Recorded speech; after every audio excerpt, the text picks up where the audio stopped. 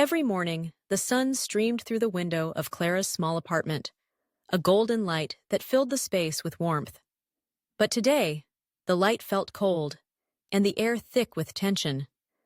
Clara sat at her kitchen table, a mug of coffee cooling in front of her, her mind racing. She had just received a message from a mutual friend, a warning that Derek had been spreading rumors about her at work. The words echoed in her mind. "He said you're too ambitious, that you're trying to undermine him." Clara felt a mix of disbelief and anger. How could Derek twist her passion for her job into something malicious? They had once been colleagues, but lately, his demeanor had shifted. He had become controlling, dismissing her ideas in meetings, and now, it seemed, he was trying to undermine her reputation. As she contemplated her next steps, Clara remembered her grandmother's advice. Stand tall and speak your truth. She took a deep breath, letting the aroma of the coffee ground her. Today would be different. Today, she would confront Derek. Later that afternoon, Clara found herself standing in front of Derek's office door, her heart pounding. She knocked lightly, then opened the door without waiting for a response.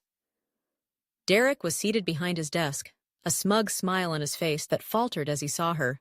"Clara, what a surprise," he said, feigning innocence. "Can we talk?" she asked, her voice steady despite the whirlwind of emotions inside her. "Of course, have a seat." He gestured dismissively, returning to his computer screen. Clara took a deep breath, reminding herself to stay calm.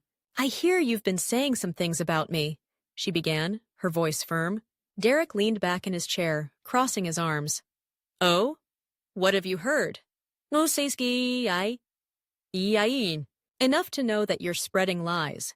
You've been telling people that I'm trying to undermine you. That's not true, and I won't let you continue to distort the truth." His expression shifted, a flash of irritation crossing his face. "You're taking this too personally. It's just office talk." Clara felt a surge of determination. "It's not just talk when it affects my reputation. I'm here to set the record straight. I'm ambitious, yes, but I'm not trying to sabotage anyone. I want to work collaboratively, but I won't tolerate being painted as the villain." Derek leaned forward, his tone shifting to a more menacing whisper. "You should be careful. You don't want to make enemies in this office." Clara held his gaze, refusing to back down. "I'm not afraid of you, Derek. If you think you can intimidate me into silence, you're mistaken. I'm setting boundaries. You can't control how I'm perceived or how I feel about my work." For a moment, silence hung between them, the air thick with tension. Clara could see the gears turning in Derek's mind, the realization that she wasn't the easy target he thought she would be. "Fine," he finally said, his voice low, "but you'll regret this." "Regret what? Standing up for myself?" "I won't let your lies dictate my worth or my career. I am good at what I do, and I'm not going to let you take that from me." As she turned to leave, a sense of empowerment washed over her. She had faced him, confronted his lies, and asserted her boundaries. The power dynamic had shifted.